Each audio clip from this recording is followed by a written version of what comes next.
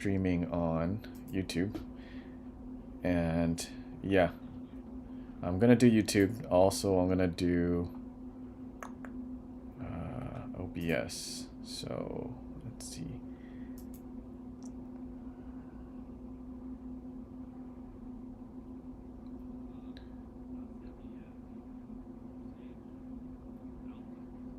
Okay, so YouTube should start soon.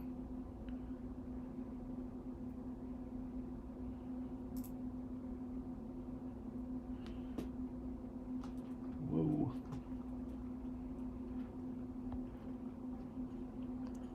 Hello, everybody.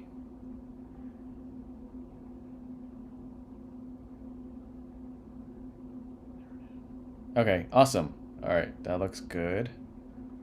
Let's see. Now I gotta stream mine.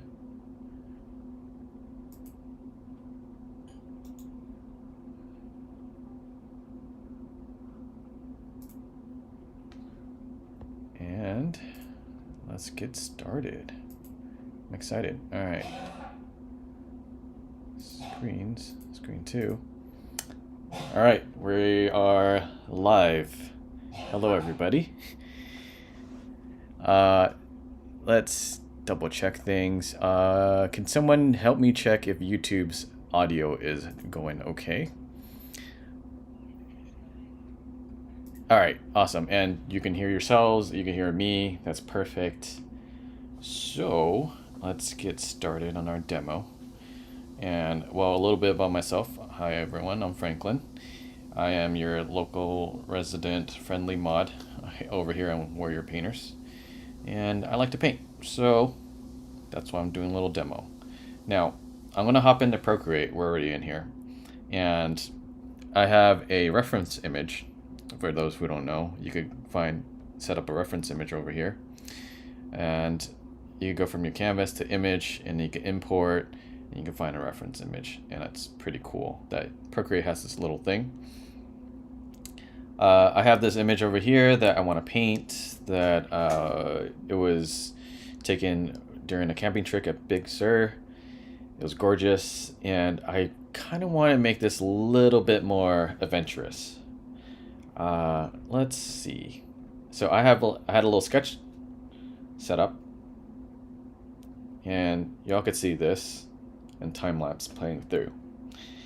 And this is kind of like me cheating, but sketching takes a while. I feel like I spend the most time planning things, and a lot of times shape design and all that stuff is pretty crucial when I'm trying to plan things out, especially painting such an epic landscape, or should I say seascape in this case.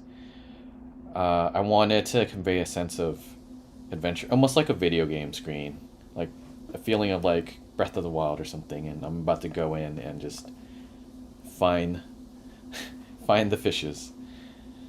And this is my little sketch that I drafted up, and some of the images or some of the shapes over here I wanted to add and sort of simplify. I took out some of the little rocks too that are by the ocean, just so I could get a little bit more blue later. And then I also planned out my value.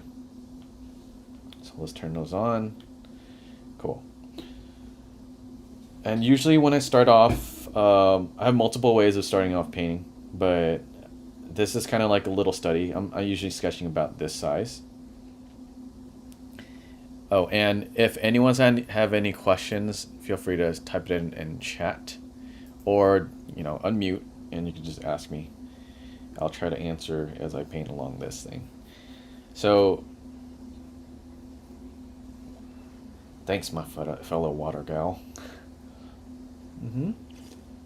And for those who don't know, next week, my waterkin, Kelsey, is going to demo some water paintings too. So, we're going to have a lot of fun.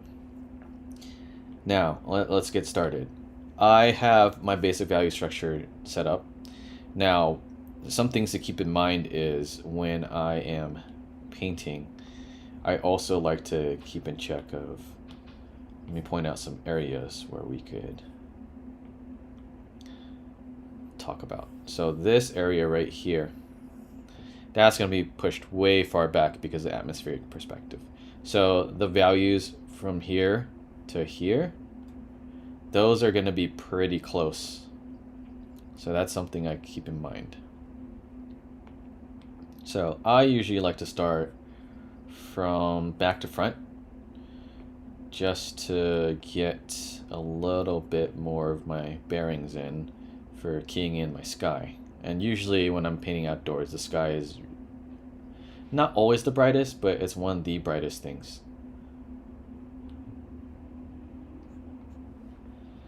So I have this brush set that y'all can find on my Instagram story profile.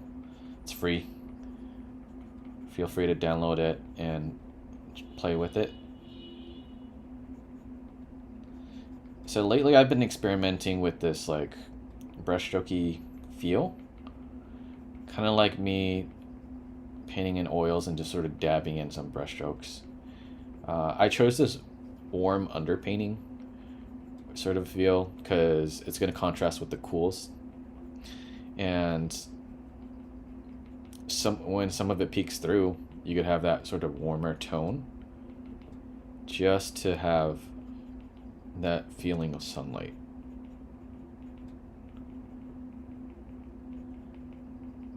Lately I've been really into like little patterns and textures, so I've been painting in my skies like this too. So I have this general blue. Let's darken some of it over here. So I just took the average of it. I'm going to add a little bit of suggestion here. Just so I know, like, I have one clear goal of knowing where the lighting is. And it's also based on the reference photo and a little bit of my shadow structure too. Let me point it out. So my lighting arrow is something that I always keep in mind. So it's like a little cone, and then you can't see the ellipse behind it, but lighting is generally going around that direction. So we'll keep that there, slightly kind of invisible, but just so we know.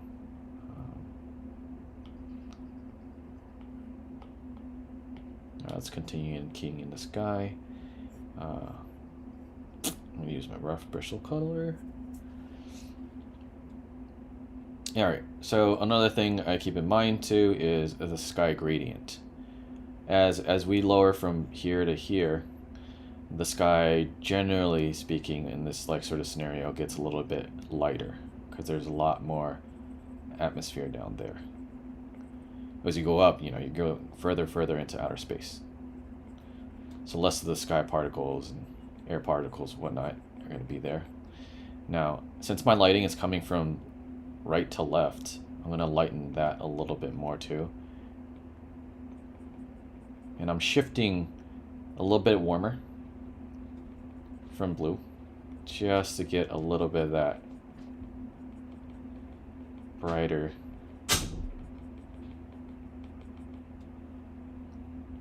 saturation and brighter value. Because as you shift to blue, the inherent value of the hue blue is darker, and you can kind of see it in the values, just sort of changing. But as you shift over there, it gets brighter.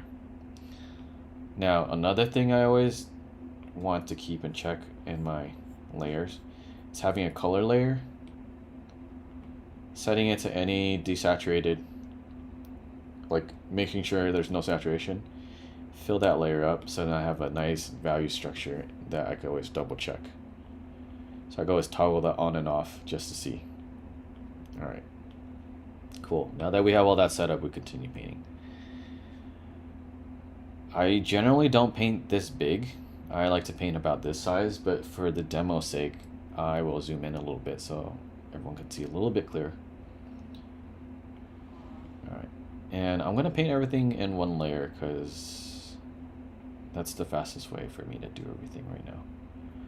Now for the clouds, I'm going to shift it a little bit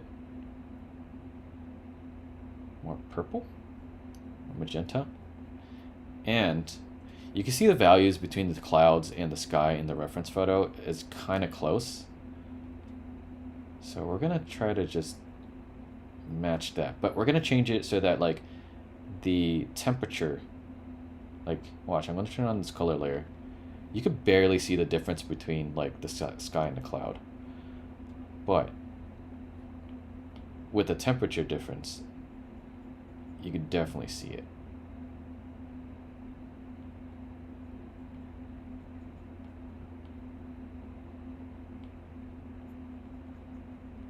So let's fill that all in. Again, go into strokey strokes.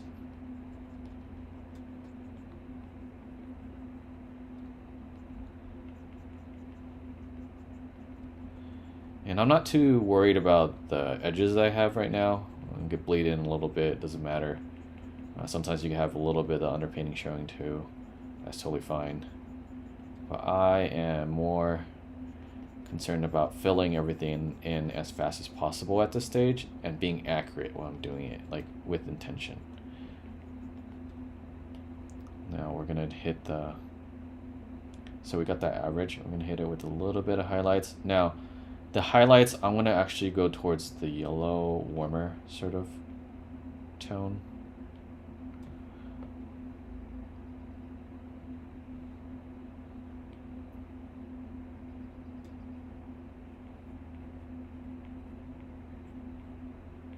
Okay, that's feeling better. So for my cloud shapes, again, following the general light arrow that we have. The top is sort of lit, and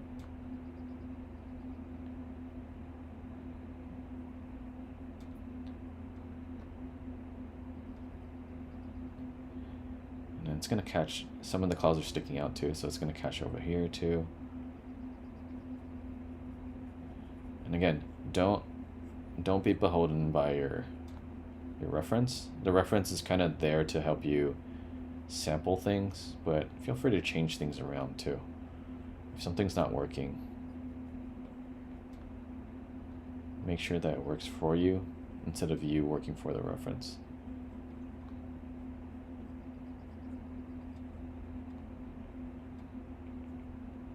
Cool, this is feeling a bit better. Again, let's check the values. There you go, the cloud nicely pops. I like how that's looking. And I'm gonna call out some of these areas too.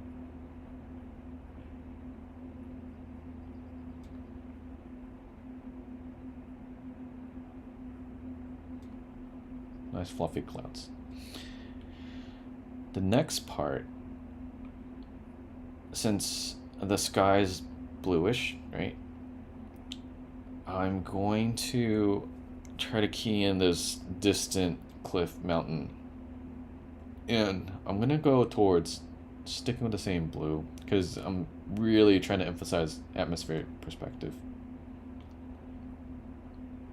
I'm going to put in a new layer because this is my test layer, just to see how that looks. Yeah, that feels not that bad. So the value is relatively high key in the back over there. You can see it kind of pop out. Maybe I could go a little bit darker into the shadows too.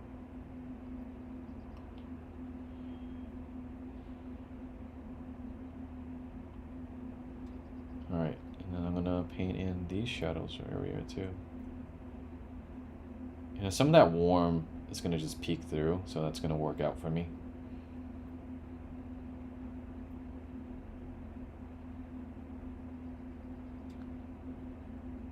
And I'm just generalizing right now, but filling in every single little shape that I planned out.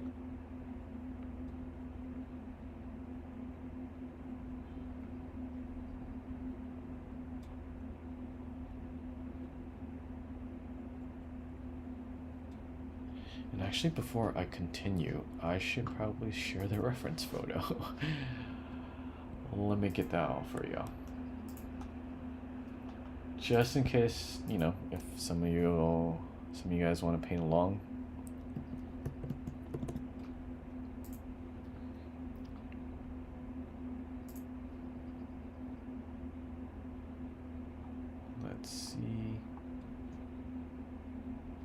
So excuse my thing. I gotta pull it in from my photos and then post it up. So as you can see, I did a lot of plain air pro already. Now I gotta find my reference photo.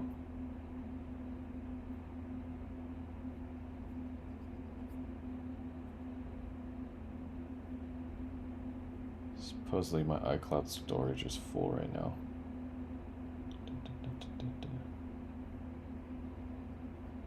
Oh, there it is.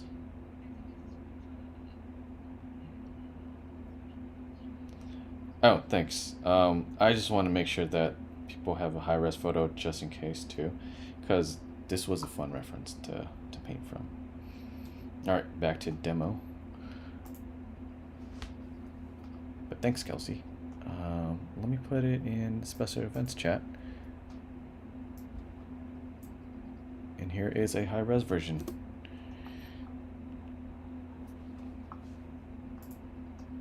All right. Now, working especially here in the sort of hierarchy in the background, it's pretty important to like match up closely in terms of the value grouping.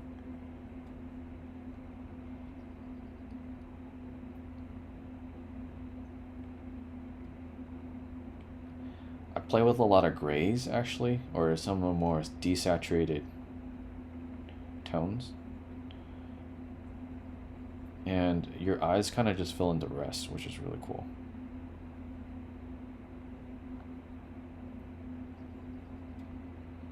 Alright, I'm gonna fill in over here. Probably fill in this top right area right here with more the shadow colors. There's some trees in distance. I'm just gonna lump that in there. And a little bit of in between there. Some shapes. Alright, I'm gonna go a little bit warmer and just slightly saturate it a little bit just to see how that feels. Because there's some of this cliffside that's getting exposed. I can push it a little bit more. So usually when I'm doing this, I'm just always pushing it until like I get what I want. Alright. And I'm asking myself like some questions like, is it too light? Is it too dark? Is it too warm? Is it too cold? These questions really help me cement like, okay, how do I find the exact tones that I need? Or the exact color I need to.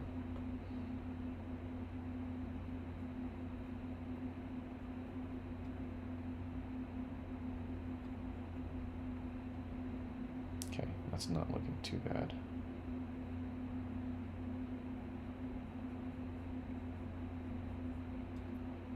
So let me just, again, go back to the plan of filling everything in real quick. So this nice sort of distance feel. I like how that's looking. Now let's paint in the seascape. Usually to find my blue, I'll just sample from my sky because the ocean's gonna reflect that. And then its inherent color too. So I'm gonna just shift it a little bit cooler blue. Just put it down to see how that feels. It's not too bad, but a little too saturated. And then a little too, yeah. I'm gonna desaturate a tiny bit. And so just let it blend and bleed into the sky a little bit to create the hazy, soft edge look.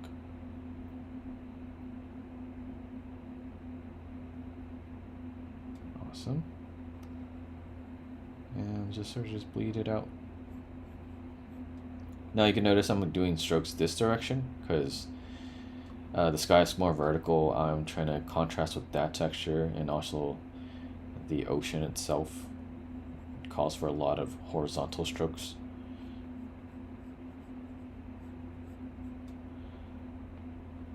And before I do that, let's check our values real quick. All right, it's looking all right.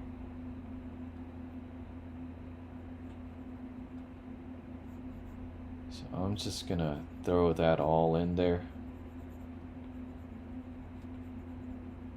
And then we'll add more variations later. And that's how I usually paint outdoors too, because I'm just slapping on the average color that I see when I squint, and then adding some of the variations afterwards. So what that also helps me in is having a palette that has the average colors that I could just come back to and just sort of pollute it with different variations of for my other colors.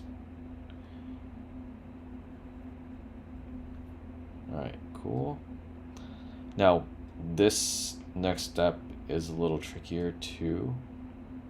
Right here versus right here. Like these comparisons kind of have to like slowly shift towards you, but then like when you get over here and here and here, like what my plan is to have it right here desaturated, a little bit more saturated, and a little bit more contrast, a tiny bit more contrast and saturation, some more over here, and then the most over here.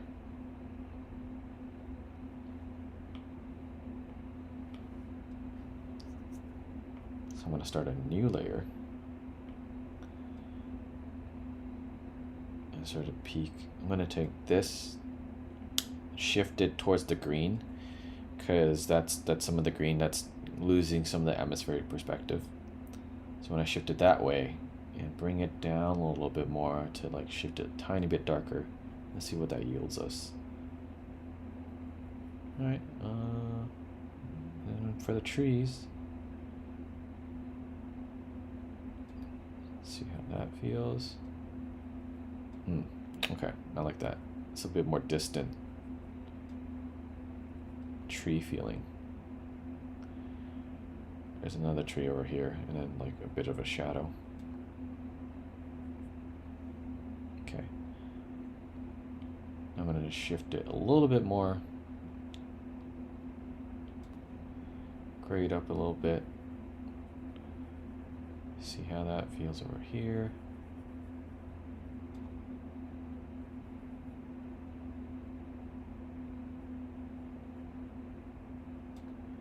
Alright, that's not too bad, but maybe I could punch up a tiny bit more just to play with that green until it feels just right. Okay, maybe a little too much, but we'll see how that feels when we add in the next closer sort of vegetation. And then for the rocks, let's choose here. I'm going to warm it up a tiny bit.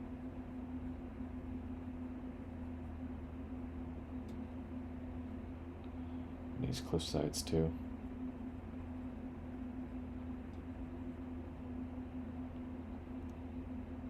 And then for the shadow side, pick from that shadow side and just sort of shift it a little cooler.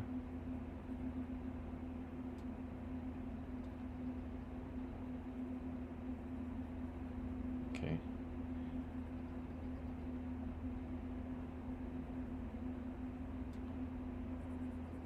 And again, all this really helps because I already pre-planned everything in terms of value structure. It's just that it's there as a guide. I don't have to follow it to the teeth. And just in case I want to edit some stuff out, that's okay too. But it's helpful to have it there, so I don't have to second guess myself too much. I do sometimes, do it without pre-planning and just freeform it, and that's fun too. But for the sake of the demo, I do want to finish in time.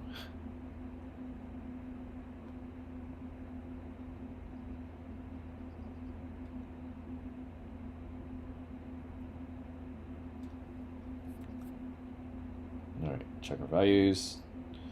Nice, you know, a little bit darker over here. And that's feeling not too bad. I could probably darken these a little bit more, but we'll actually revisit back. Let me add a little bit of variation over here to the cliff.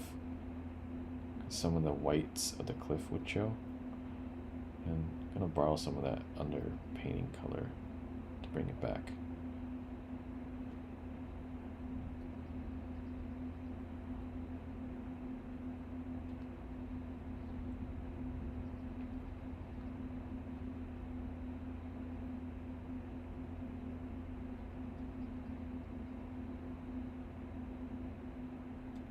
Alright, nice. Now I'm going to really saturate this part up now. Finally we can get, you know, get closer to more of the greener tones over here. See how that feels.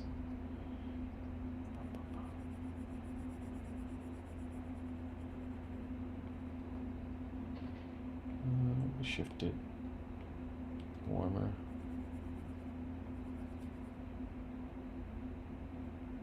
Maybe between these two. Again, it's just pretty much I'm having this conversation with myself.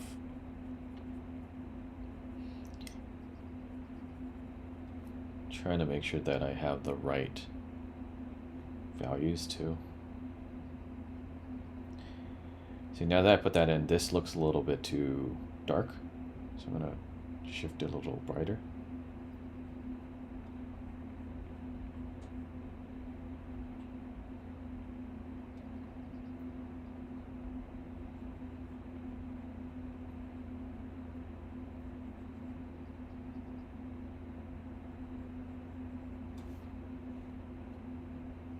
Actually, I'm going to desaturate that even more, just make it more gray.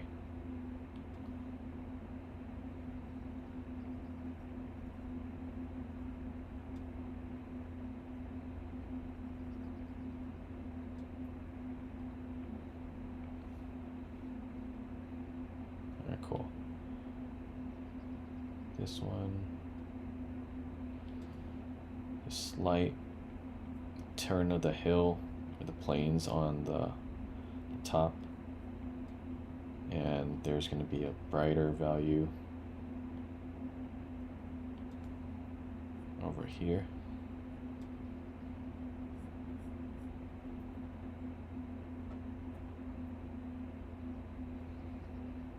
Let's check out what's happening over there. There's some rocks over there that I want to try to get to. I think there's a fence over there too, but we'll add that in later. So now my shadows are getting a little bit warmer too. And just contrast that a little bit with the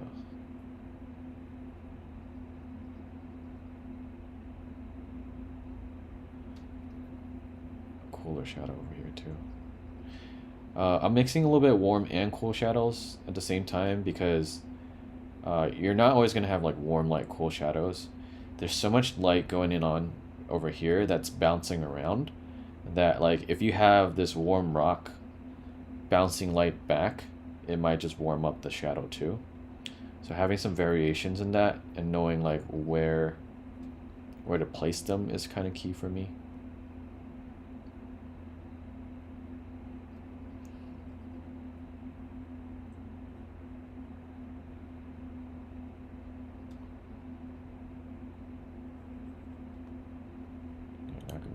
Even darker, just a tiny bit more.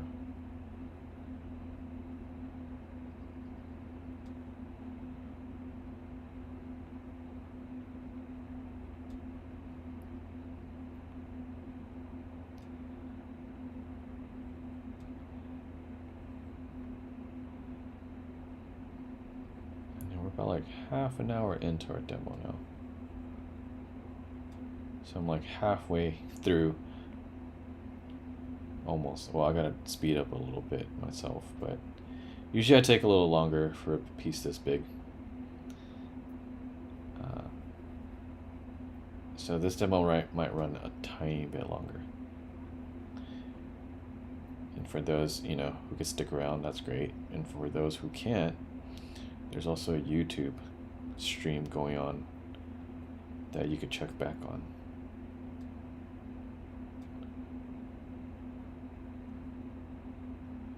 So now I'm just playing a little bit more with the variation of the shapes on that cliffside.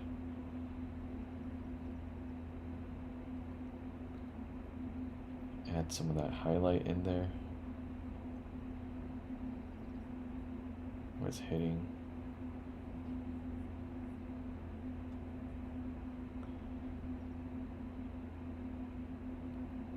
And then some more. This cliff is kind of climbing along that way.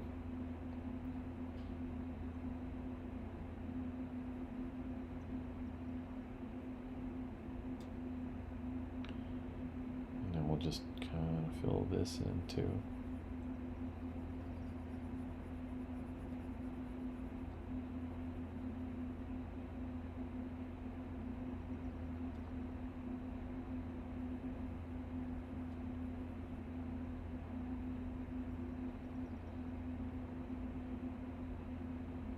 All right. Along working with that, let's go back to the water, because the value of the water is going to help me determine a lot of things too. So we can see right here, there's a little bit of deeper pockets right here in this water, this region. The water gets a little more whitewashy over here, and a little bit of the reflection over here from the rock too. It's going to cause a little of that greenish hue. So those are the observations I'm making. So let's put those in real quick.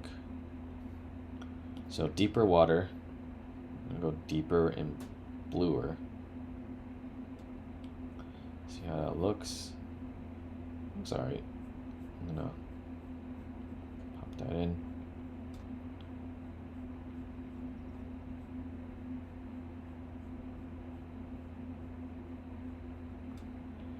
And I'm going to play a little bit more saturated.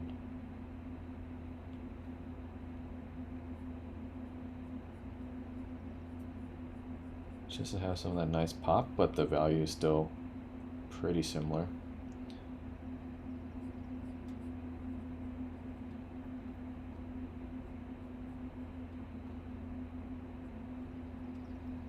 Cool. Now I'm going to bleed some of that over here.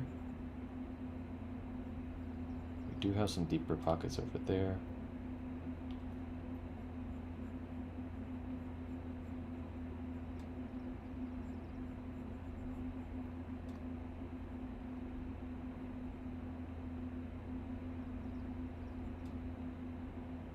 And then over here, I'm going to shift this closer to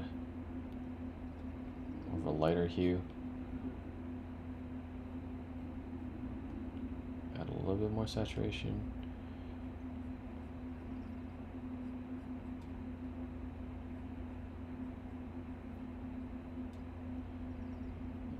And then just sort of just dabble in some of this and just let it bleed through back and forth.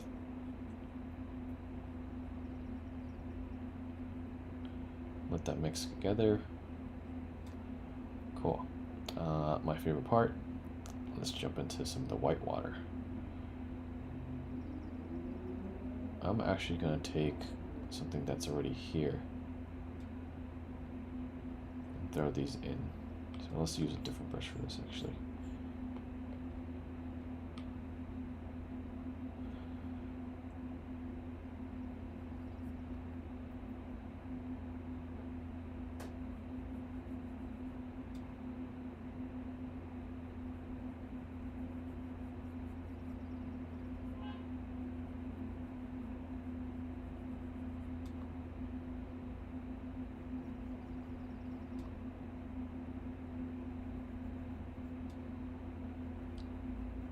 I'm just thinking about like all these waves that are hitting up to the rocky areas.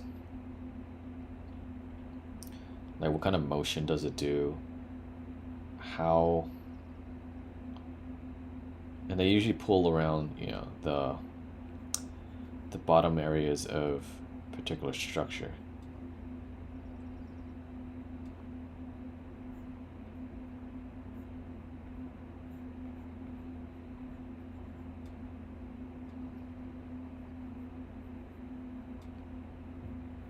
Okay, that's fairly nice.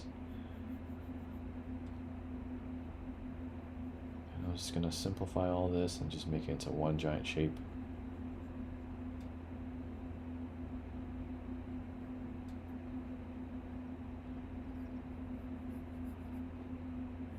Again, the goal is to just fill it in, and then we'll fix up some variations later. Alright, let's actually, now that we have these values in, we could tweak.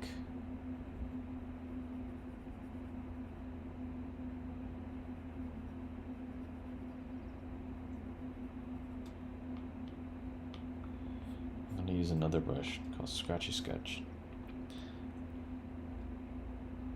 I've been liking this one because it gives me that sort of like bristly stroke. It's almost like a modified rake brush that's a little bit rounded.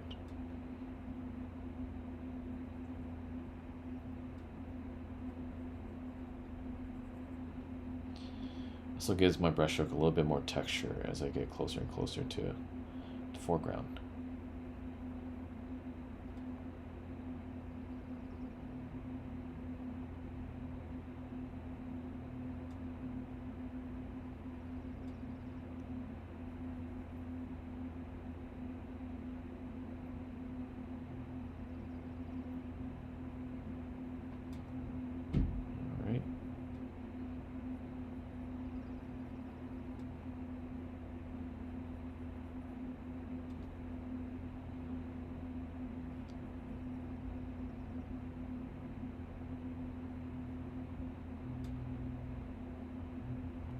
Continue filling in the white water.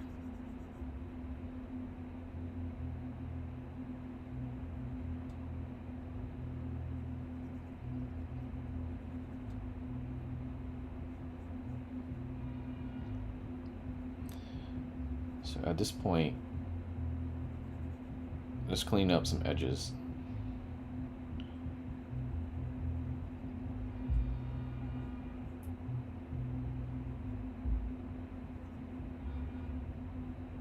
Just to get a more clear definition of some of my shapes. Oops.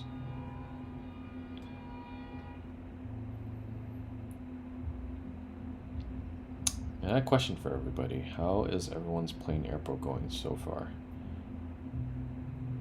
I know we are past the halfway mark now. Yeah, it's painful. Pain April for... Yeah. Well, good thing is you don't have to feel pain to have fun sometimes. And you could just make it fun for yourself. I try not to like pressure myself too much when I'm doing these. And I'm just more focused on what's the new thing I could learn today. Okay, well, there are people who love paint too, so obviously one of them's Alvin, so.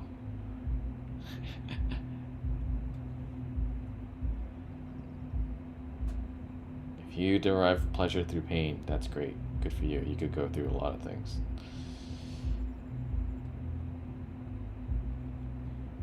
Yeah. Alright, I'm gonna bring in some of that really white highlights in certain areas, and then also reintroduce some variation of lighter. Yeah, what's up?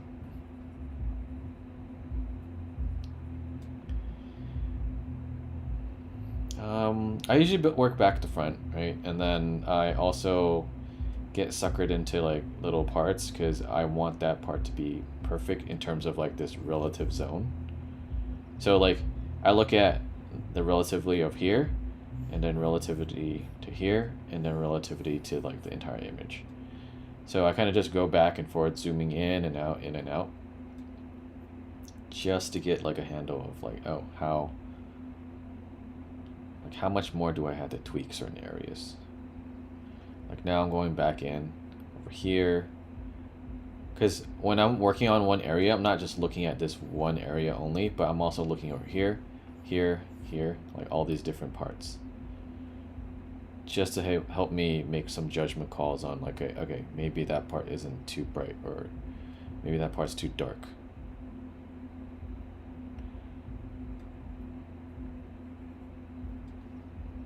Cool. Now let's finish this rocky area next. Oh, there you go. My brush is stuck. Let's fill this in.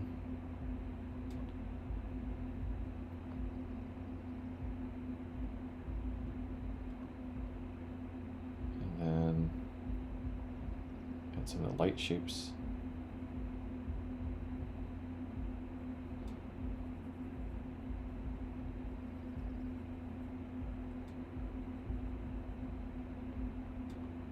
Cool. Add some white water. And it's almost like halfway done. Yay.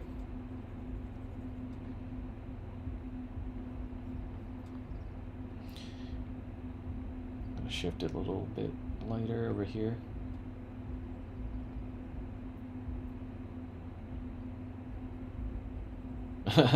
Just missing fire. I guess I am the fire. I'll just bring the heat. Alright. That's fun shape. Now let's do another layer just to add for my foreground. Let's check out what's going on over here. There's a little bit of I think a little bit like rocks or bushes and stuff, but I'm just gonna say that these are bushes. I'm gonna make that call, and I'm going to sample from here, warm it way up because it's closer to us now, and then we can see more of that saturation. So I'm gonna bring back another brush. Let's go back to this rough bristle. Okay.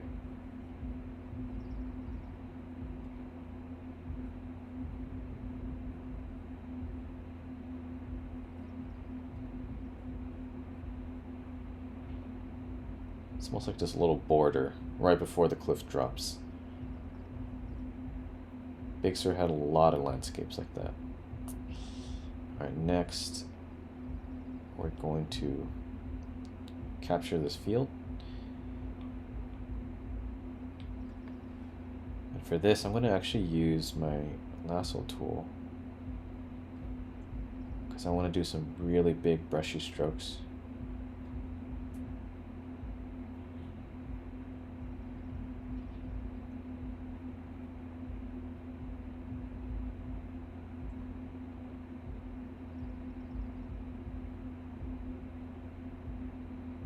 This is a tool that's really great for me to paint without restrictions. Now I'm gonna bring my little dude up, so then I'll have them there just in case. So let's turn them off real quick. I'm gonna use this brush I call a hot mess. You'll see it in a bit, because make sure I'm on the right layer too. And sort of fill that all in. Just rotate it. I already have some jitter on this. I have a lot of like different settings on this brush that does a lot of work for me. Okay, I like how that's looking. Actually, let's bump up the jitter a little bit more. And one thing I like about Procreate is how quick and easy it is to just change up some of my brushes. See how that looks. Ooh, there you go. Actually, my selection is lost. Let's reconnect my selection. Yeah.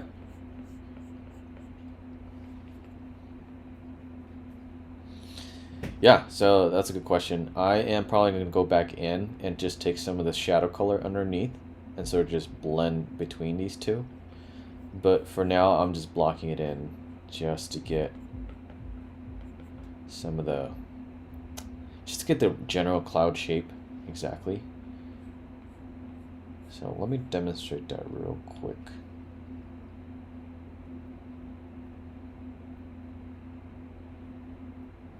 So what's happening in those clouds, it's some of the transparency, or some of the particles of the clouds are kind of breaking up. And you can see more of what's underneath.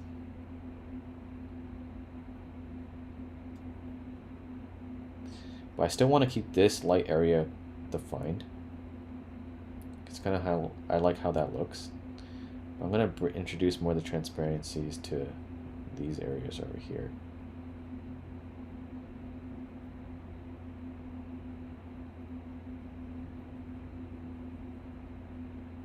And this area right here too.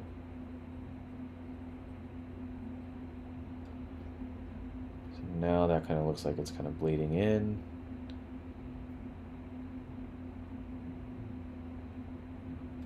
A little bit of the softness. I'm going to bring some of this wispier parts of it over here up just to soften it a little bit more too.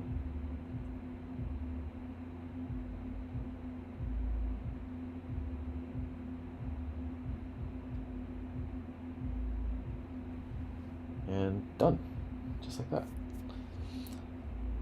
Alright, let's do a quick value check because you can never get enough of that. Yeah, and cool thing about Procreate, I could just place this next to it. I'm like, oh, the values. What I usually do is squint, and if the values read pretty well, like there's this area right here that I might want to like visit to like clean up some of the shapes. I might have to lighten some values over there too, but that's a good check. So I'm going to brighten it a tiny bit. So what's happening is the sea mist is kind of poking up from the shadow. So it's coming up over there, so you could just mist up that area a tiny bit.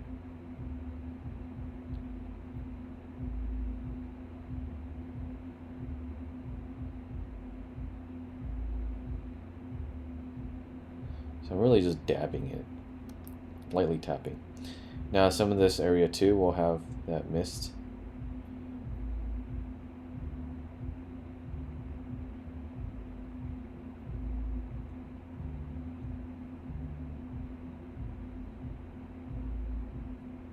And then again, just dabbing it in.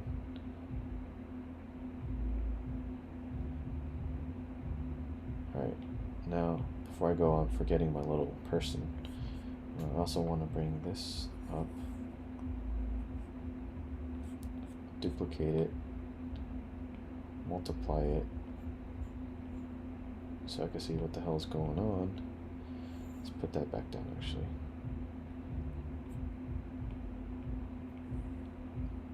Lower the opacity. Alright, so I still have my lines that I could refer back to.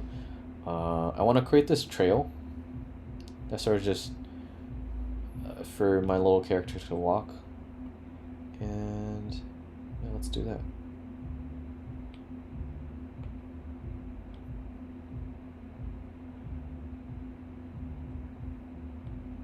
So I'm just thinking about the dirt underneath.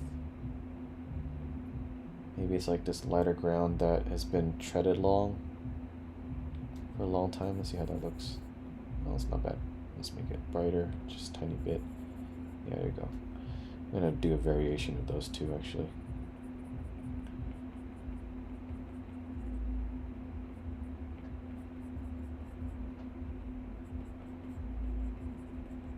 I'm just using some brush strokes to really follow along the path.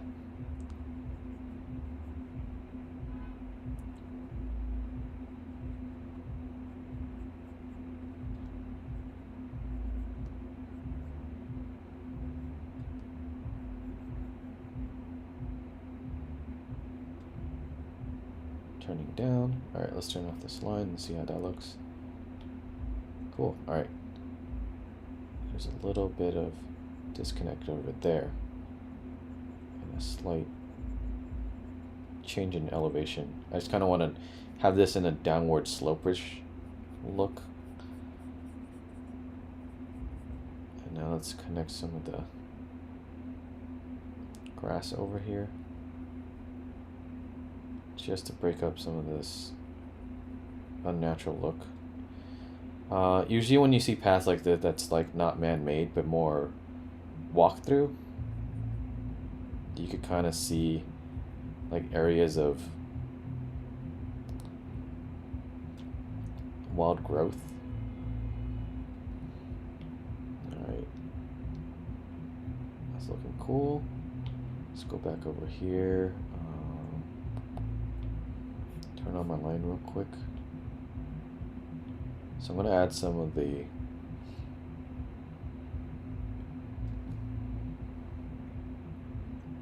slight hill variation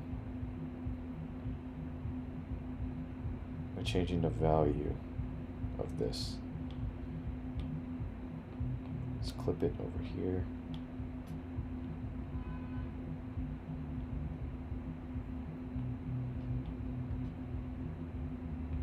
I'm going to use a multiply layer for that. And just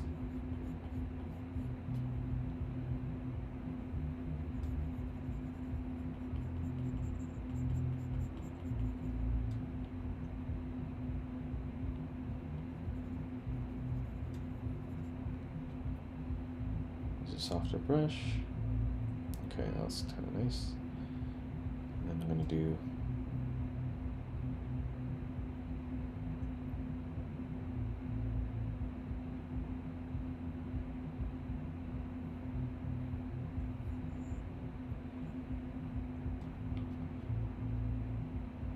bit more variation over there too, but just to like break up the planes.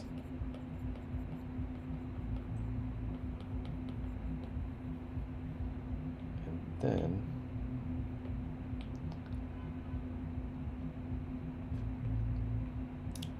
use green to brighten some of these other parts of the plane. See how that looks real quick. A little too intense. Maybe I'll test it with color dodge.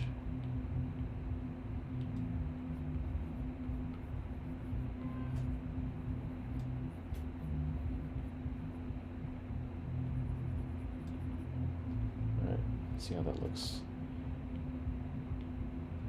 Yeah, there you go. So I have something cool to work with now. I'm going to collapse these.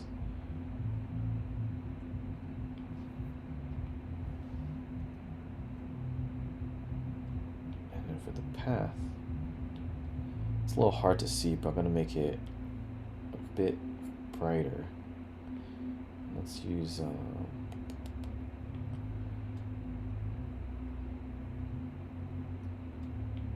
right, the path is right here.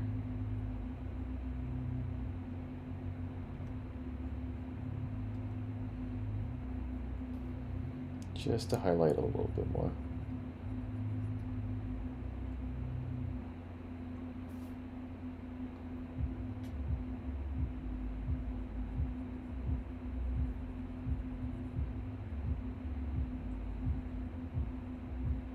There's a little bit of rocks and all that stuff to really help sell.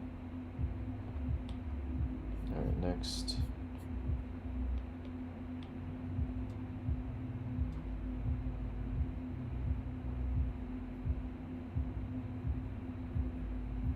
I want to separate this plane a little bit, so I'm just going to add a little bit of strokes. Check my... Okay, that's good. sketch is looking okay.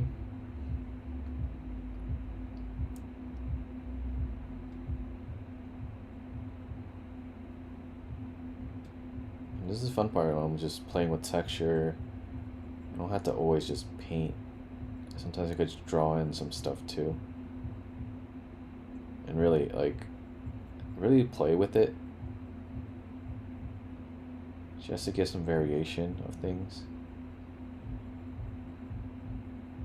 I'm also imagining the wind blowing this way.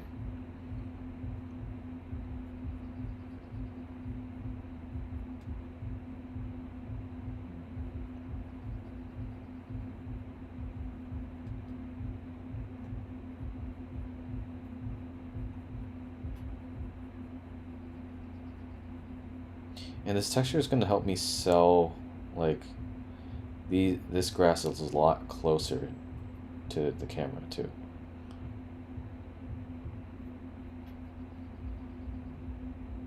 Alright, cool. Looks okay. And let's fill in these really foreground bushes that I just made up.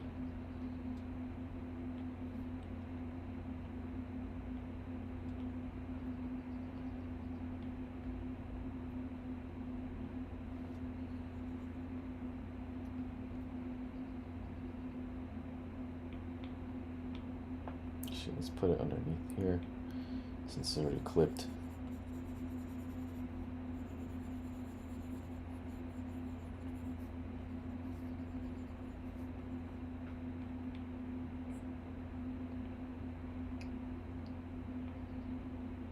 And then we're gonna just define the lighter value. Okay, looks okay.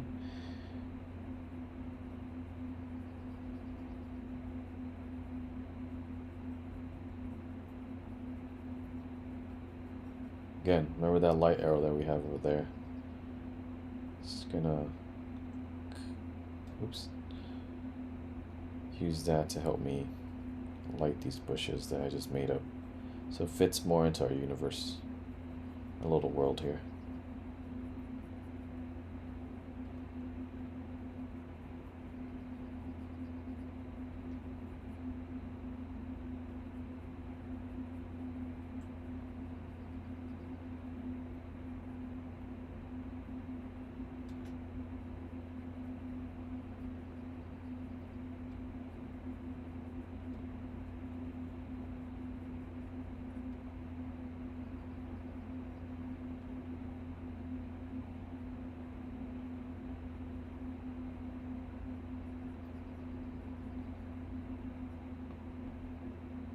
Cool. Alright, that's feeling a bit better.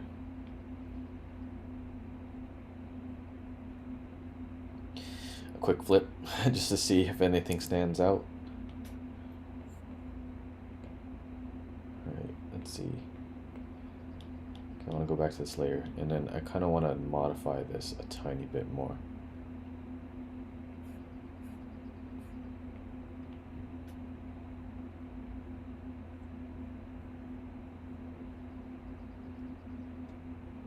I also want to add this path.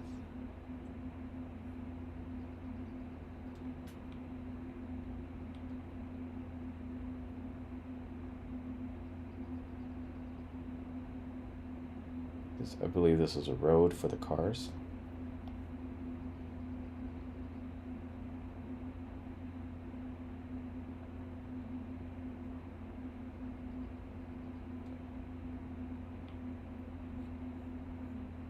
I want to make sure that the shapes aren't like too sharp in the back.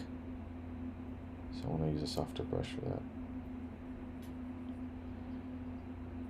Because when you have like super hard edges compared to like the rest of your stuff, it's going to call attention to it, and that might not be what your intention is for your painting.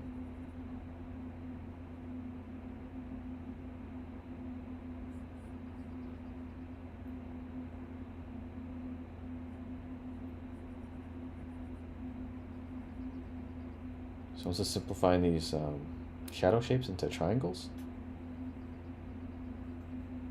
It's really fun to do.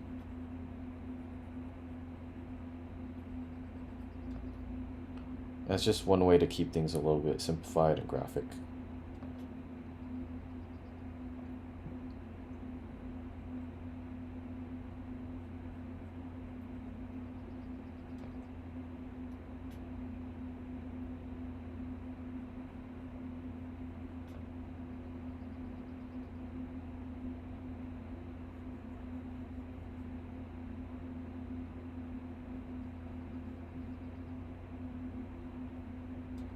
Alright, some of that shape is getting cleaned up.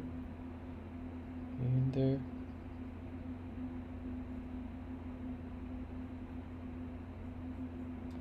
Cool. Alright, that feels a lot better for me.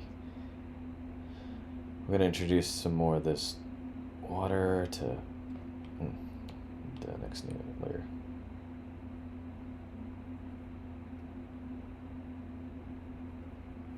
To break up our white water patterns.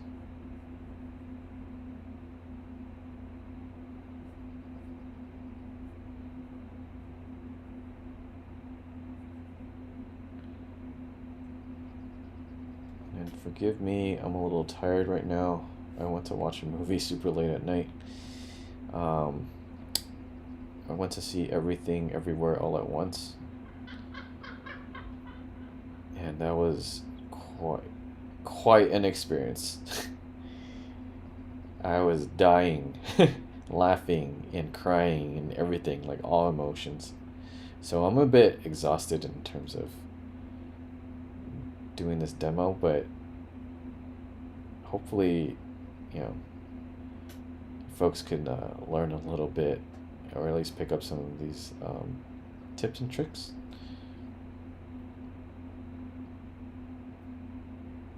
Alright, so right here you see this in this reference, there's like tiny little rocks behind this big rock. I'm not going to add that in. What I'm going to do instead is add to the shape. And just make that a little bit more standout-ish.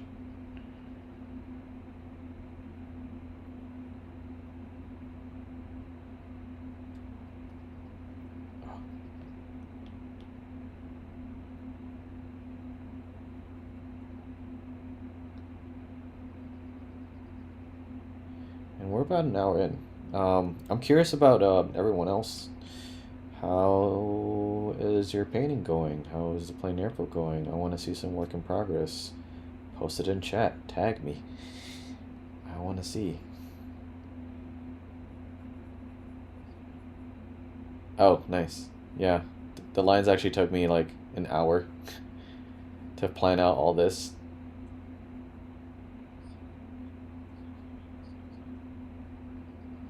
Yes, because I know this one's going to take a little longer, and it's something I wanted to paint.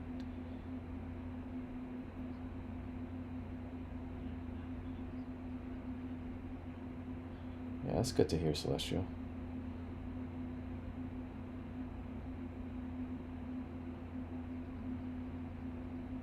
I actually went to paint this morning, too.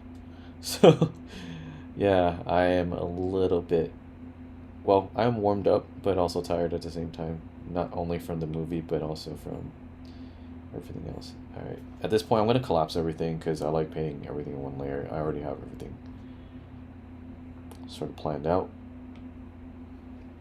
So I don't have to worry about going through different layers.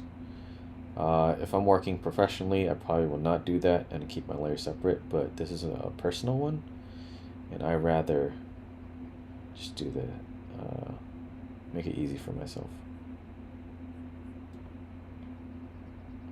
Alright, let's do...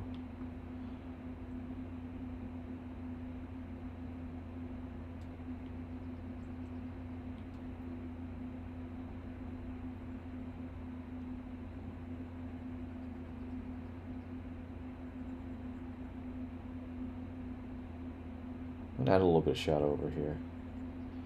I know it doesn't look like it over here in the reference, but it's because the wave is like rising right now. But I just want to make sure that I have that. And then to make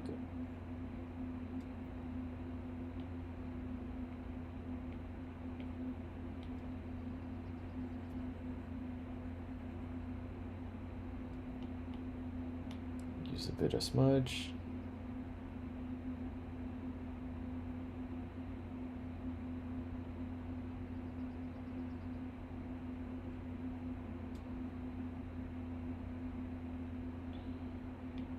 Cool, and then I'm gonna use softer brush.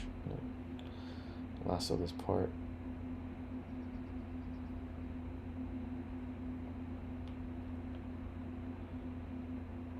And spray a little sea mist, a little bit more.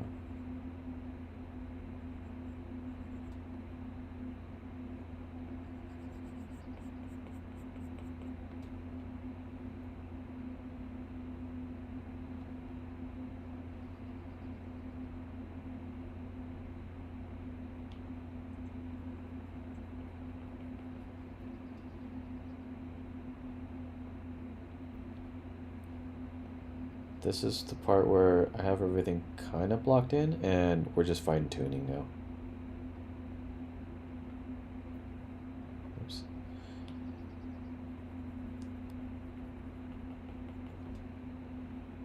These softer edges are going to help the foreground elements pop a little bit more.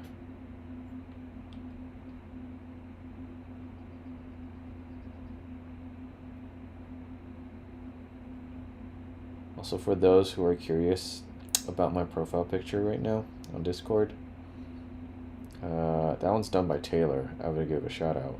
She's doing commissions, and they're dirt cheap. $25 for a little profile picture. It's better than your NFTs you'll get on Twitter. So for those who do know Taylor, hit her up. Get your profile pictures.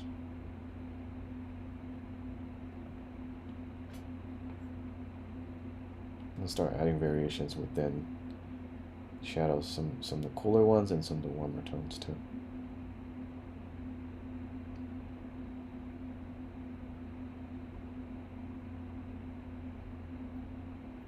You notice I'm like zoomed in on the reference, but I'm not zooming in on my own image. It's intentional because I don't want to get too caught up in those details.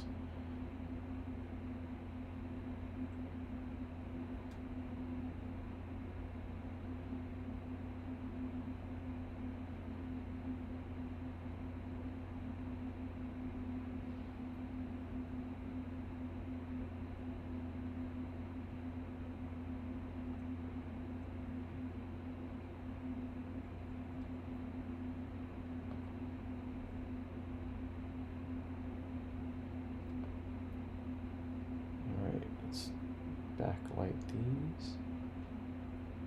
So add some shadow into these bushes.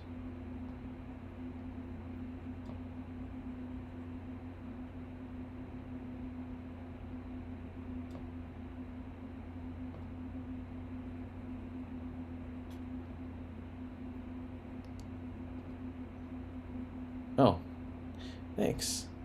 Who was that? Sorry, I did not recognize the voice because we probably did not meet yet. Iris. Nice to meet you, Iris. Oh, wait, I know Iris. I think I met you before once on this Discord, and we follow each other. Alright, now let's make this more epic by adding my little character. I've been really into like having really painted backgrounds. And I don't know if y'all noticed before, but like I've been playing around with style with my plain Aprils. And I really recently I'm like, I like these painted backgrounds where I have like really funny cartoons in them. And this was from last week's or yesterday's with them Alvin's demo. So let's do that. Let's make this little explorer happen. So I'm gonna shrink my reference down a little bit.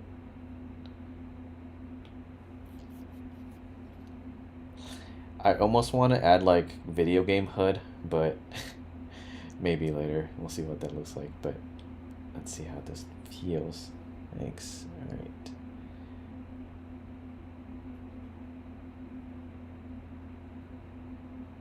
And this is modeled after myself. I wear this hat, little sun hat, to make sure I protect myself from sunburn. And I have my giant backpack for plein air painting. That I usually bring my fishing gear and my painting gear. So Angela and we got into fishing, and we wanted to start this like new movement called bait and paint. Don't know who's into it right now, but it's just us two so far. I think Anto was into it too. No, everyone just wants to paint. No one wants to bait.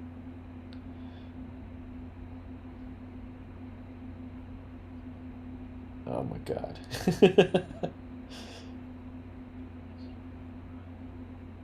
Yeah, I find that like I recently got into fishing. Um, I feel like the community is very similar to the plein air community, which is really cool.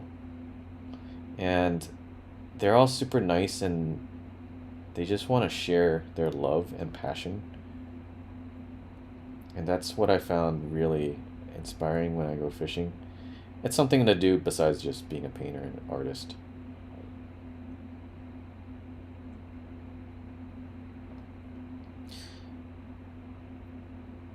So I just finished up a perspective class with Mark Tahe, a shorthand perspective, and I have been way more aware about where my horizon line is and how things will look when when things are moving away from horizon line, either below or above it. I'm not gonna draw a perfect ellipse, but that's fine. My bucket's kind of warped. Um,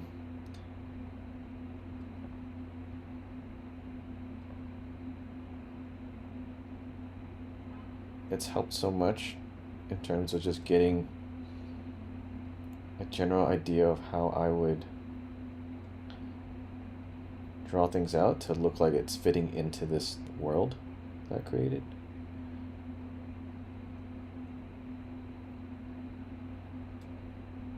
I know I have some classmates here. I heard Joanna earlier.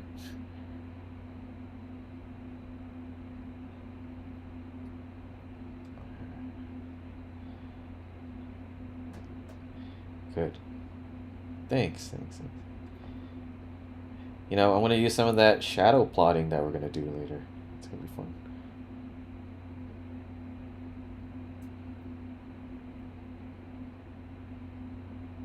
One cool thing about getting a hobby besides art is you get to draw it afterwards. So I kind of know what things look like a little bit better. I know for my rod and reel, like, there's my fishing reel. I used to just draw it with like this weird way of depicting it, but now that I know what it looks like, it's a lot simpler. The eyes, the eyelets.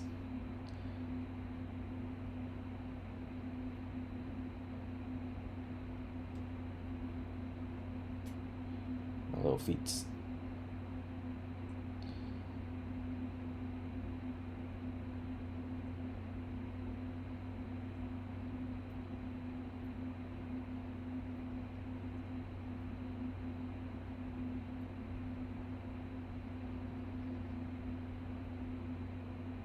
So making sure like all the curves are curving downwards because we're kind of looking from top down. My head itself is like tilted a little bit, like if this is like a side view of my head. I'm tilting it a little bit like this because I'm looking towards the path.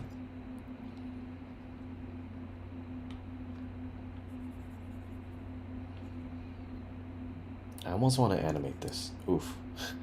I'll probably bring it in later on. Just do this like little screen animation. Goes like that little Breath of the Wild feel, like do do do do.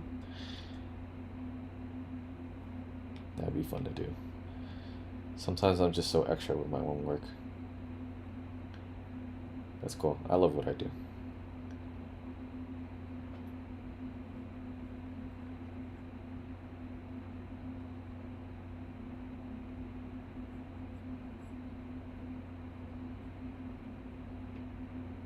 Alright, we got our little guy in, aka me.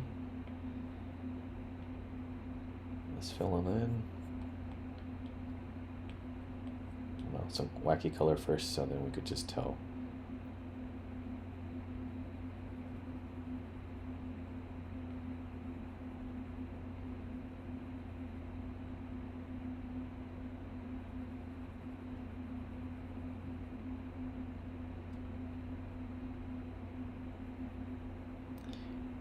And you know, when I get into the painting,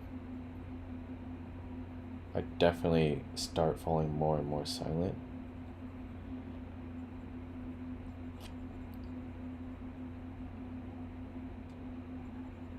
That's how I know I'm in the zone. When you get to that flow state, it's really fun. I think everything else just doesn't matter when you're in that flow state. That's what makes art so great for me, is once you're in that flow state, you kind of just become automatic. Things are working. Yeah, life's little problems sort of just all go away. Like the fact that I have to do taxes after this. Ugh. Has me stressed out, but I'm like, I don't care. I am in this world right now. I want to go fishing. Taxes are hard? No, taxes are due tomorrow. Yeah, okay, so I have a personality to procrastinate. Yeah, and I acknowledge that, and I have kind of adapted to that. Now, the problem with that is I prioritize things differently compared to most folks, and that is really frustrating. Alright, I'm going to use a little trick that I learned from class. Alright, let's see. Alright, I'm going to picture myself top down. So, my hat.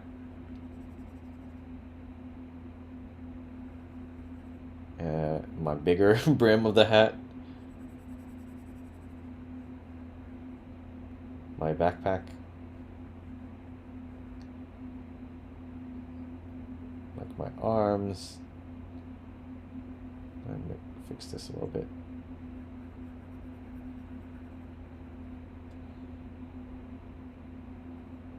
Arm sticking out. Grabbing onto my fishing pole.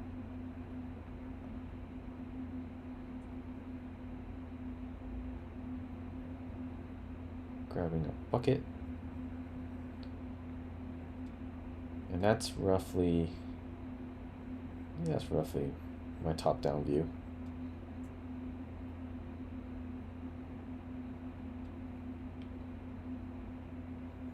Oops. Alright. Now let's pin this shadow underneath me.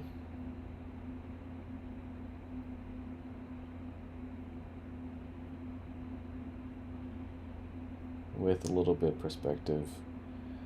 I'm not going to grid it out or anything, I'm just going to eyeball it like I've been doing my whole life.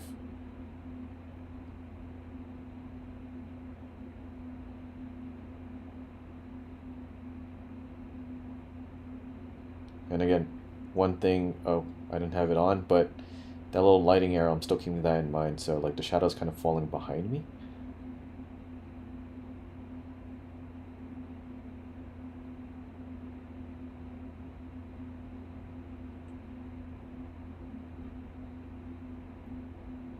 Okay, that looks okay. Put that underneath me. We might have to tweak a little bit. Scooch it down.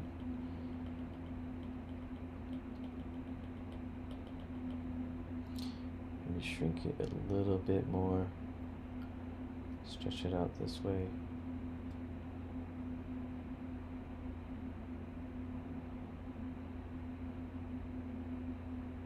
So it gets me in the general ballpark of where my shadow is going to be. And then we could just modify that a little bit more.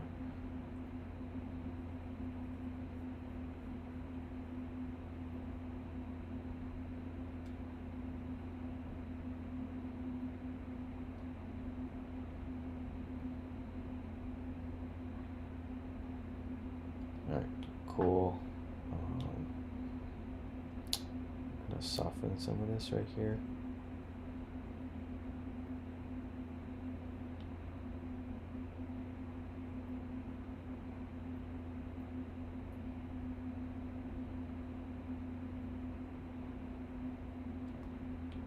Just throw that into a multiply layer.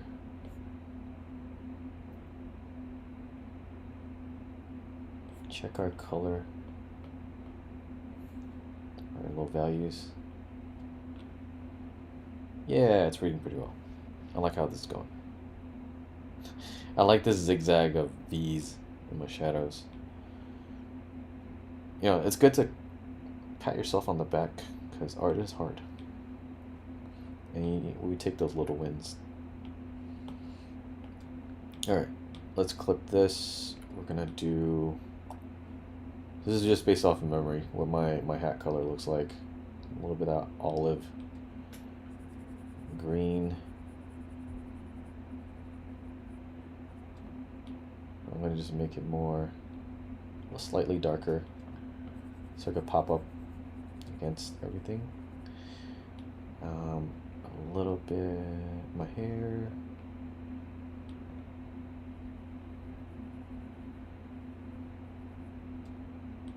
Skin tone. I've been tanning a lot more because I've been now going out to paint and fish. So should be a lot tanner than that. It's okay. I'm gonna go over with a multiply layer after this. Let's go with the what's in my wardrobe? A deeper blue jacket. Slightly saturated.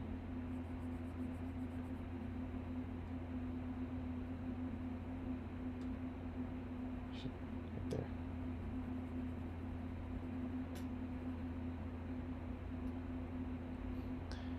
I am lazy, so I drew my hands like little spheres, but it works. And my pants.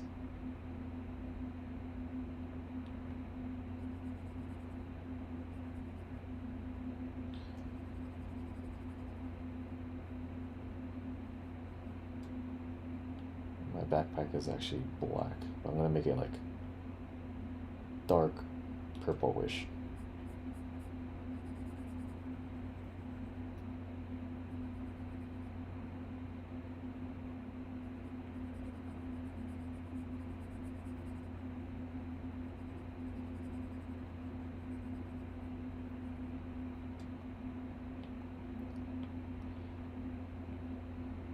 Nice little bucket.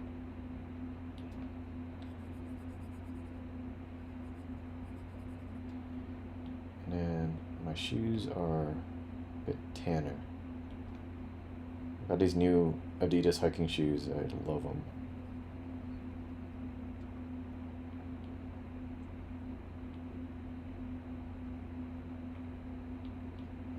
Hell yeah. Gore-Tex. What else? Stylish, comfy. I don't like those hiking shoes that feels like you're wearing a giant boot and it gets really hard to walk in. I'm more of a hiker that's like, I like to be nimble.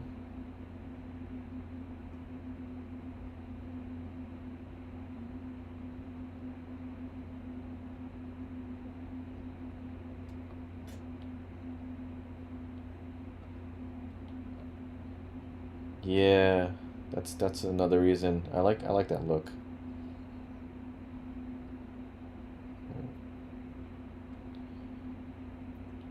Cool my rod.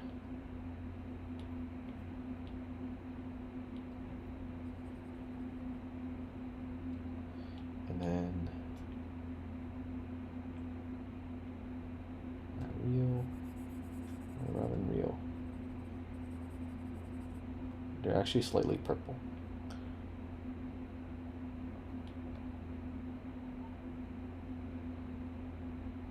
Oh, too dark. Sample from here.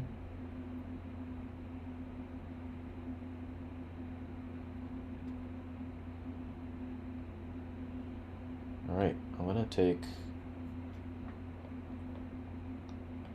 this layer that I had earlier. I'm just gonna cheat.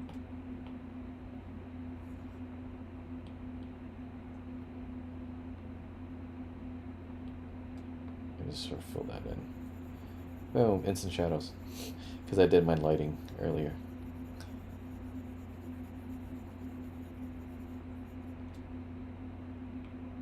I'll lighten that a tiny bit. Let's adjust this a tiny bit more too.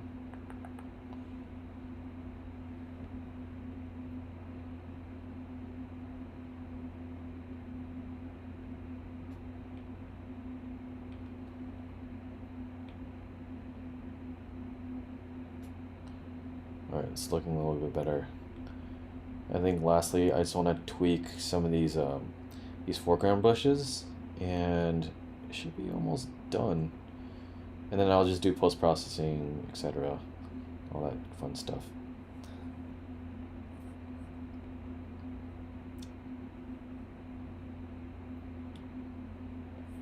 Alright, this is where I get into more detailed territory.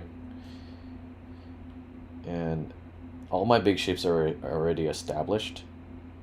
I just want to add, a little bit more.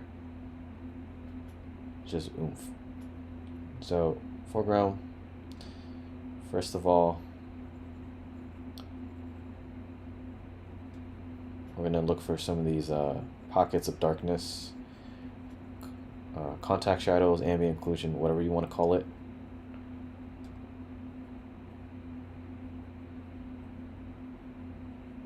It gives it that like 1, 2, 3 punch in terms of the value. Just adds so much to the overall read.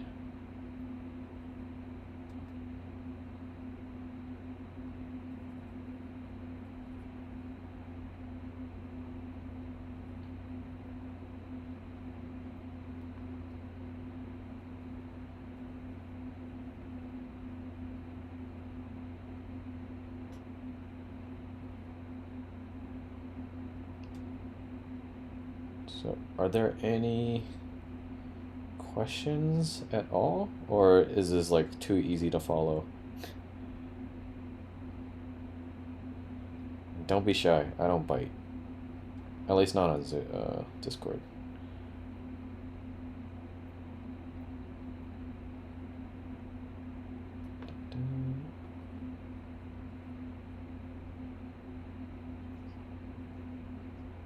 Oh my goodness.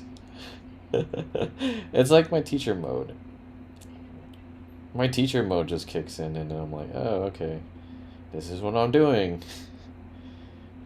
Now follow along.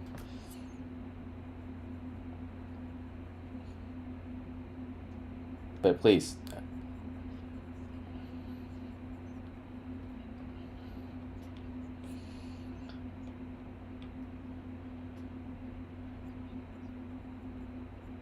Yeah, just in case if you're like too shy. That's okay, I understand. I used to have social anxiety. I am actually an introvert, for those who don't know me. And for those who do know me, they're surprised to find me to be an introvert also.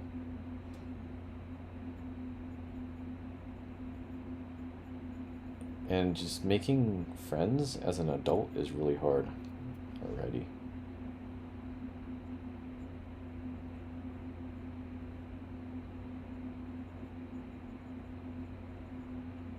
But I think Discord has been helping a lot. I've been having a lot of success just like meeting new folks and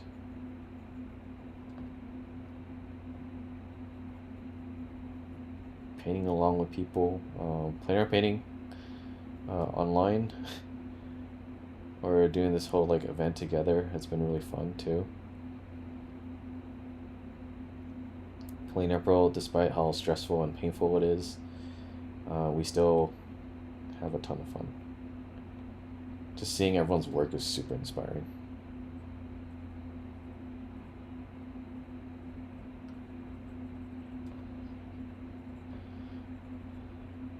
or joy.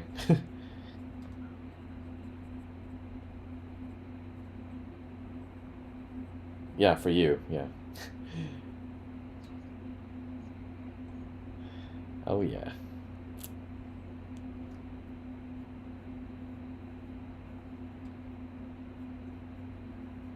You know, Weena, you listed how, you know, I think there's this one mentality of like, oh no, my painting is poo poo. My painting is crappy right now. I call that the ugly phase of a painting. Sometimes we crawl out of it, sometimes we don't, but every time I'm in it, I'm learning, I'm battling with myself, I am battling against the elements, whatever, like if I'm painting outdoors. It's a phase that we all go through, and I just want to let people know that you're not alone going through this like ugly phase of painting.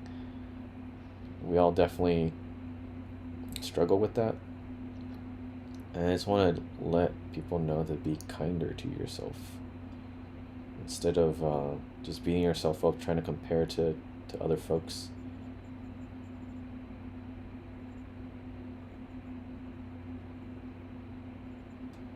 Because it makes no sense.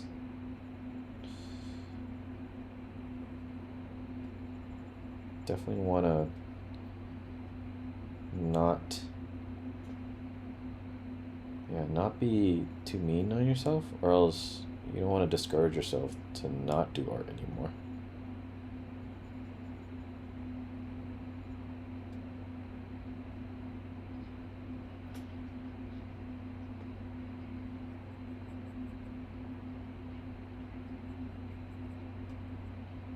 Oh, okay. So, what I like to do, because similar to how I approach this, is well, you can see from my reference, it looks a little bit different, right? Um, but what I started with was, let me group everything together so I don't lose it.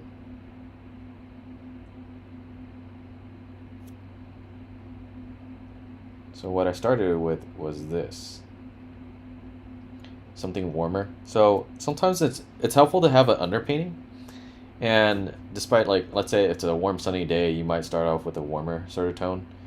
Or if it's like a slightly cooler day, you might start it off with something like bluish or greenish or whatever you want. And it really bleeds through.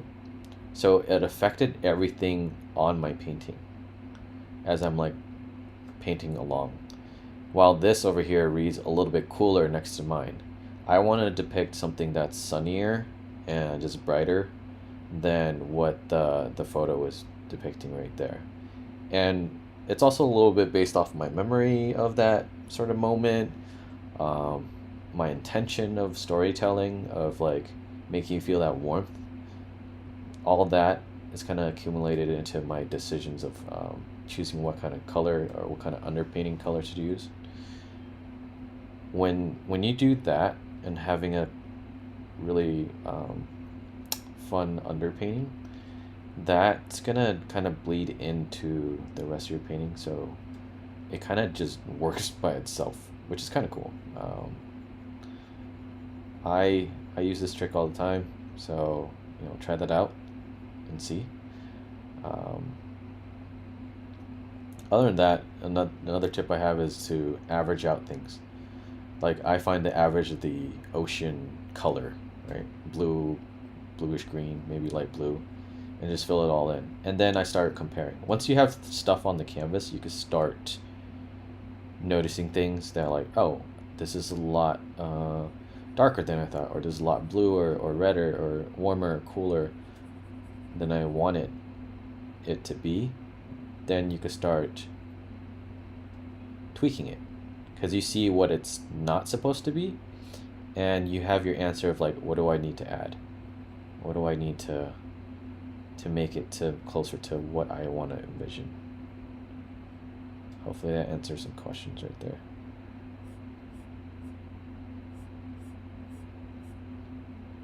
So now I'm going back in to clean up some of these shapes. I like how some of my underpainting's peeking through too.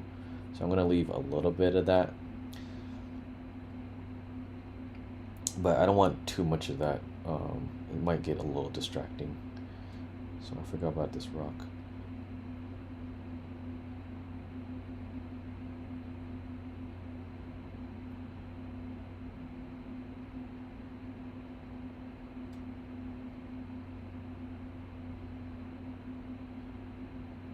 And over here.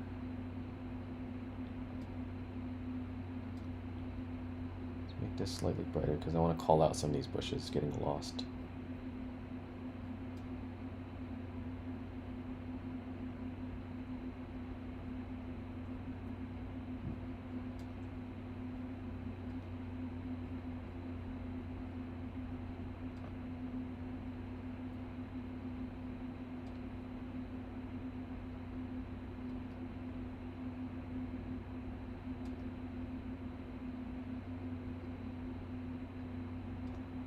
Alright, awesome. What else can I add? Oh, right. I wanted to make something kind of magical about this. Be it probably in the clouds. When we were driving to Big Sur, it was kind of weird because we're like, why are these clouds so low to where we are? And we weren't sure if they were fogs or if it was foggy or cloudy. So we just called them flouds. That's the name we can. I mean, we didn't want to call it, what's the other way? Clog? That just sounds gross. So let's give some characteristics to this floud.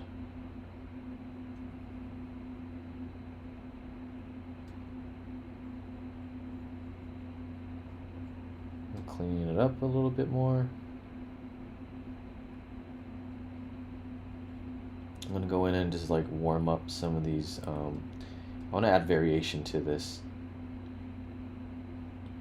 Like maybe some of that warmer light is bouncing in. So you can see like my purple is a little cooler, and then I just like warm up a little bit. Some of that bounce light from the other parts of the cloud.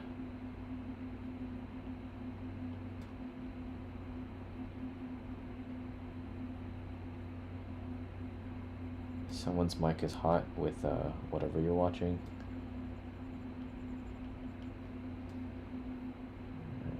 Let's see. Oh, I'm on eraser. No wonder.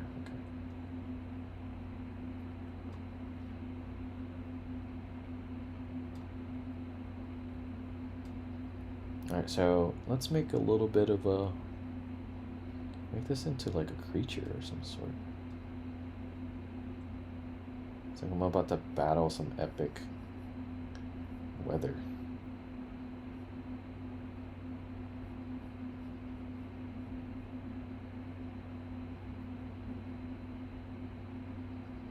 I feel like that's one of the fun parts of painting is like you could just make stuff up.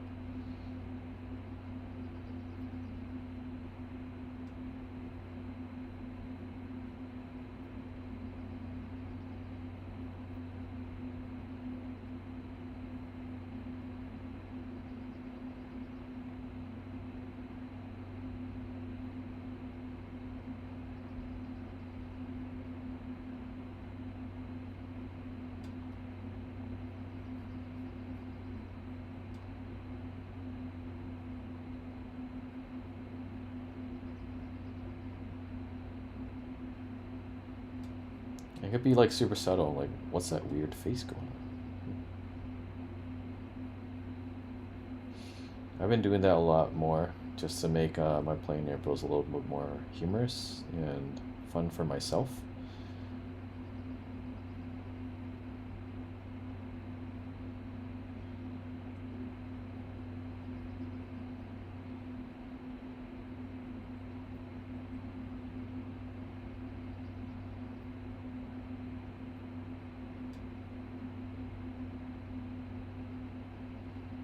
And maybe this is like its a little hand that's kind of gripping onto the mountain. Or not little, kind of big.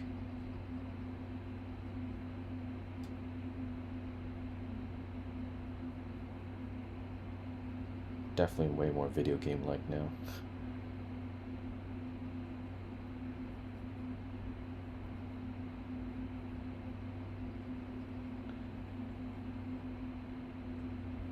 I must try practicing painting this outdoors.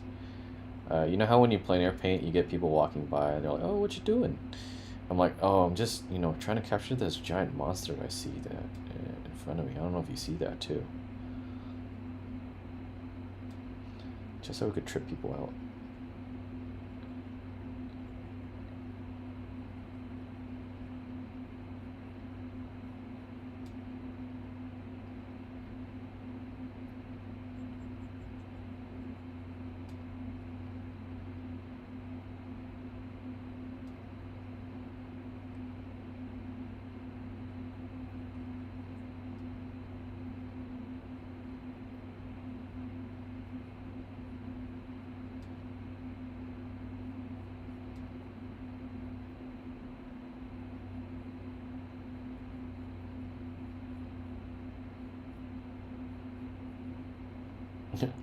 Yeah, it looks like this giant abominable snowman peeking through the sky.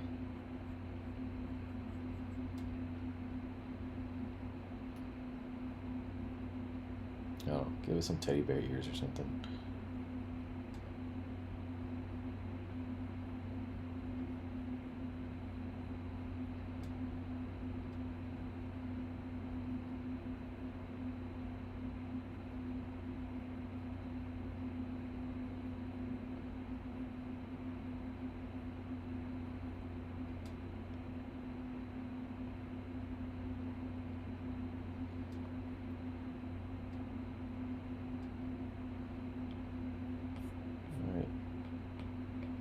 Again, we're just going back, touching up stuff.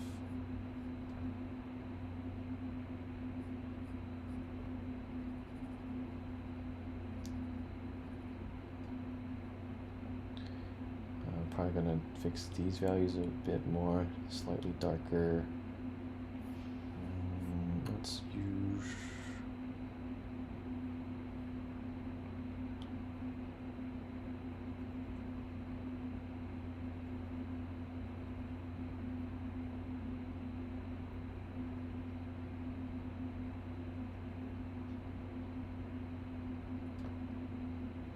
So it's like I'm pulling it a little closer to us in the foreground area.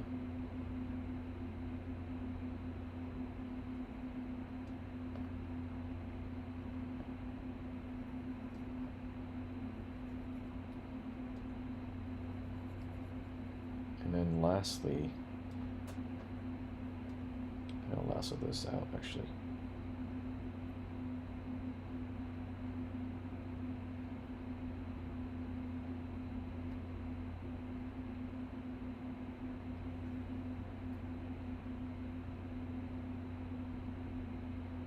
Gotta add that sea mist.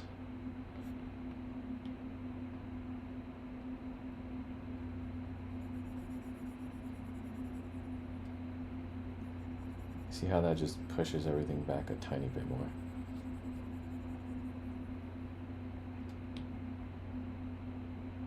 Yeah, that feels better. Alright. Check our values. Looking kind of crazy, but in a good way. I like how it's turning out.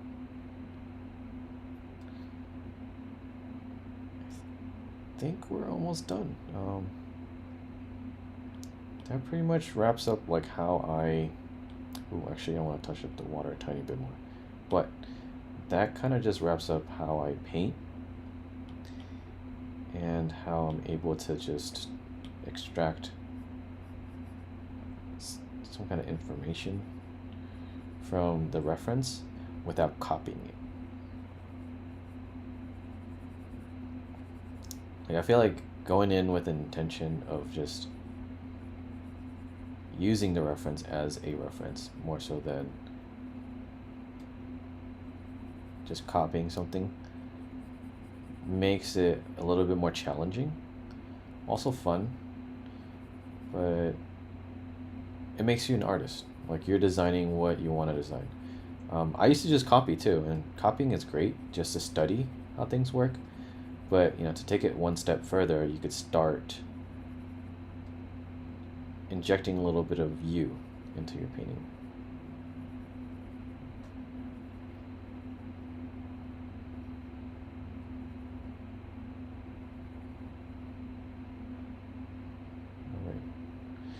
And this is a stage where I'm like, all right, I'm noodling, I'm adding more and more things, but does it add to the image? We will see. And that's going to be tough to sort of like figure out sometimes.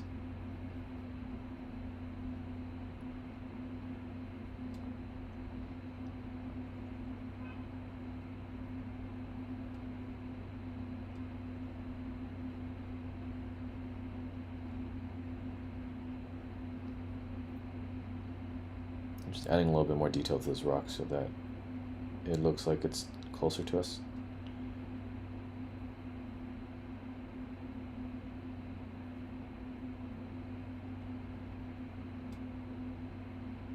Cool.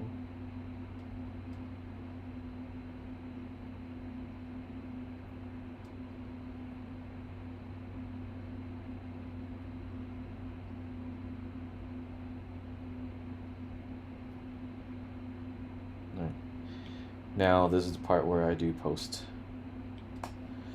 the last few steps. Post-processing in Procreate's kind of weird because you don't have like, I'm coming from like a Photoshop background, so you don't have adjustment layers, but you have adjustments. What I do is just go through and just do some of adjustments here and there. Let's see. Maybe, let's see how it looks like with a little bit of blur. Just give it a tiny bit of depth of field. I don't want to lose all my brush strokes, but maybe like 3% might be good. Actually, a little bit more.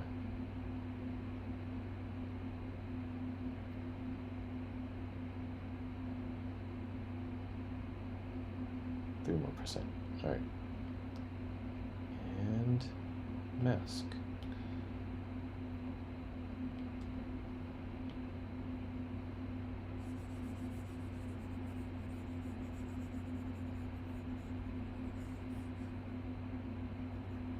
This is just to bring out some of the elements.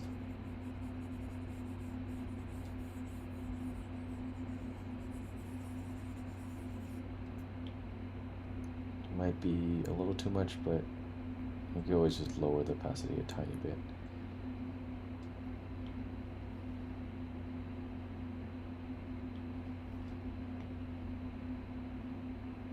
Alright, so every single adjustment I'm making, I had to make a new one.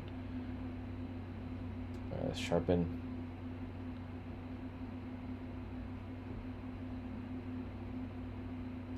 Cool. Let's add noise a little bit.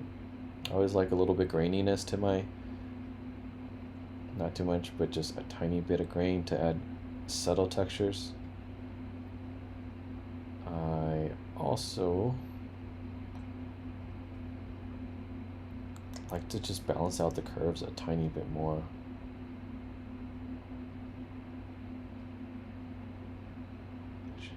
Before I do that, I gotta make a new one. Copy all, paste, curves. Let's just adjust the brightness a tiny bit. And then I'm gonna just mask this out, invert it.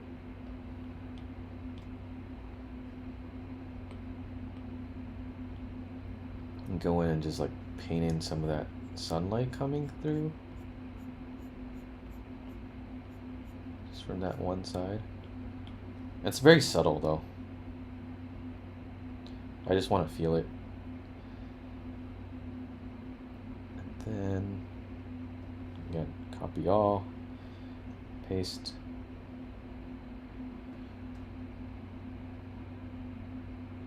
Sometimes I like to do a little bit of gradient mapping just to see how it looks. Maybe like I did use a lot of purple and yellow. I just want to see how that feels.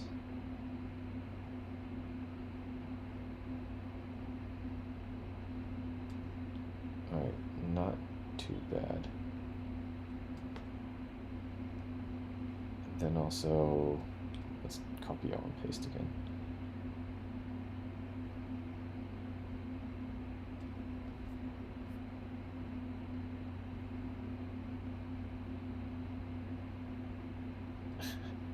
The cheaty part about chromatic aberration. You don't want to overdo it, because I know it's like the popular Spider-Verse look.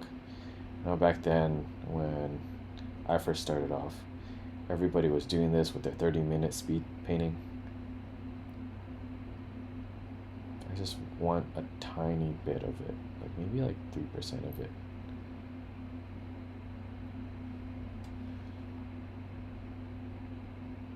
Yeah, that's kind of cool.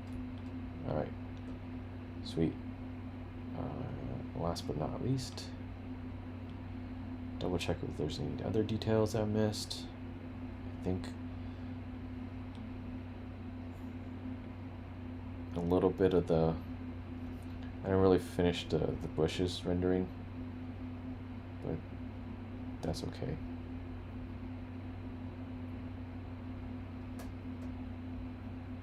I'll just indicate it here softly.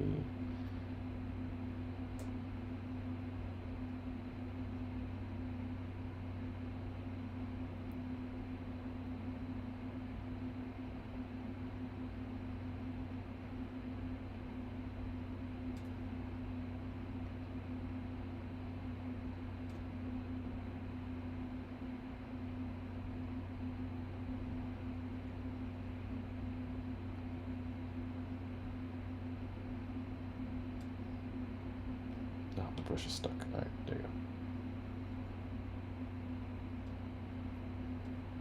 And then I want to add a tiny bit of gradient. Just go like purple, because everything's kind of yellow, so I'm just using complementary color. It's almost like I'm coming out of a thicket of things. I'm going to make it super dark first, but just lighten it a tiny bit.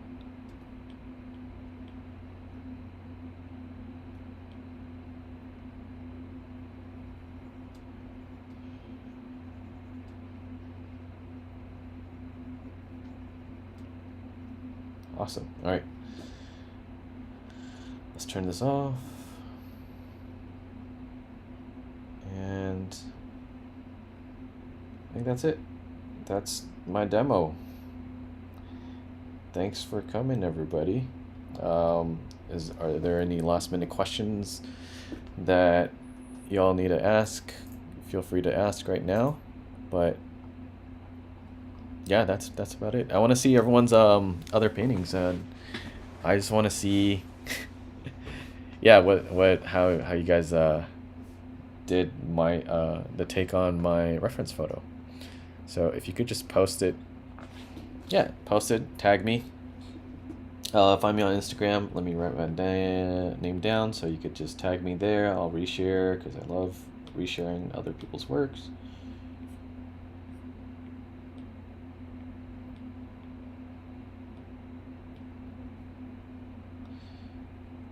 At Art of Lei. Ooh. My color is way too dark. Let's make that brighter.